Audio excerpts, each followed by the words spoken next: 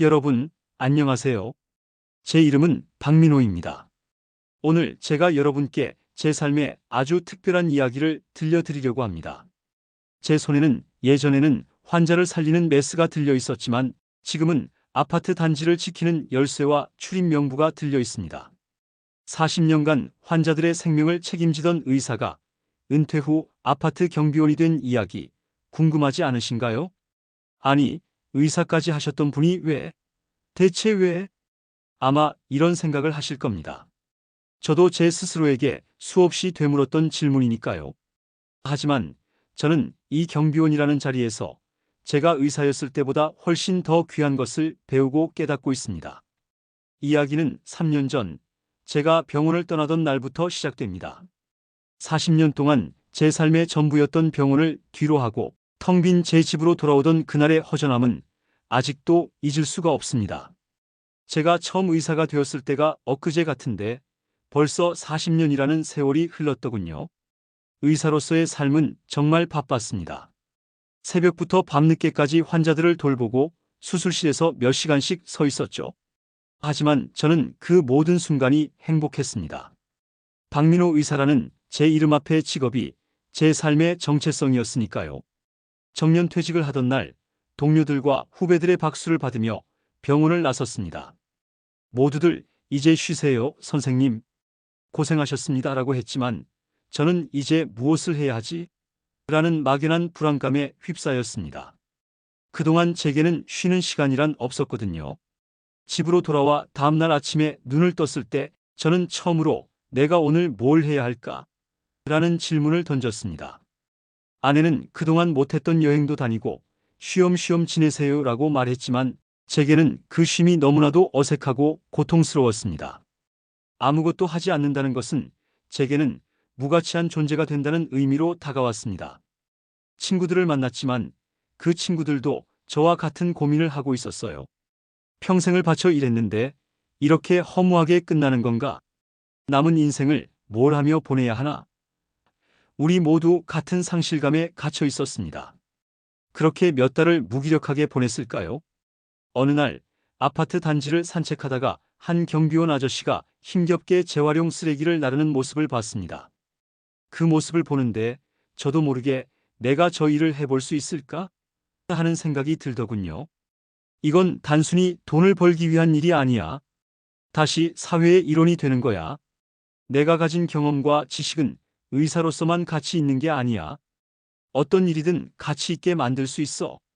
저는 며칠을 고민하다가 결국 아파트 경비원 모집 공고에 지원했습니다. 아내는 처음에는 아니, 당신이 왜라며 만류했습니다. 자식들은 아버지가 왜 그런 일을 하냐며 걱정했죠.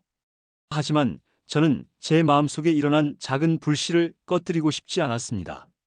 면접을 보러 갔을 때 소장님은 제 이력을 보고 깜짝 놀랐습니다. 아니, 선생님, 정말 의사셨어요? 저희 같은 아파트에 경비원으로 오시기에는 너무 아깝지 않으십니까? 저는 웃으며 대답했습니다. 소장님, 저는 이제 의사 박민호가 아니라 그냥 박민호입니다. 새로운 삶을 시작하고 싶습니다. 그렇게 저는 아파트 경비원이 되었습니다. 처음에는 모든 것이 어색했습니다. 환자 이름과 질병명을 외우던 머리가 주민들의 얼굴과 차량 번호를 외우는 일에 적응해야 했죠. 주민들의 호출을 받고 달려가는 일, 밤새워 순찰을 도는 일 모든 것이 낯설고 힘들었습니다. 경비실에서의 삶은 제게 새로운 세상을 열어주었습니다. 병원에서 환자들을 대할 때는 의사라는 권위가 있었지만 여기서는 저는 그냥 박 경비원이었습니다. 주민들은 저를 편견 없이 대해주셨습니다. 고생 많으세요라는 따뜻한 한마디, 오늘도 덕분에 안심하고 갑니다라는 진심 어린 인사. 그런 작은 말들이 저를 다시 살아있게 만들었습니다. 경비실에 앉아 있으면 정말 많은 사람들의 삶이 보입니다. 힘든 하루를 마치고 지친 몸을 이끌고 돌아오는 가장들. 손주를 돌보느라 온종일 바쁜 할머니들. 밤늦게까지 공부하고 돌아오는 고등학생들. 의사였을 때는 볼 수 없었던 삶의 모습들이었습니다. 어느 날은 밤늦게 귀가하는 한 중년 여성분이 제게 다가와 말했습니다. 경비 아저씨, 너무 고생 많으세요. 제가 오늘 병원에서 진료를 받았는데 의사 선생님 말씀은 너무 어려워서 무슨 말인지 모르겠더라고요. 혹시 저는 그분을 경비실로 모시고 앉아 차근차근 병명과 치료 방법을 쉬운 말로 설명해 드렸습니다. 그분이 환하게 웃으며 아저씨, 정말 감사합니다.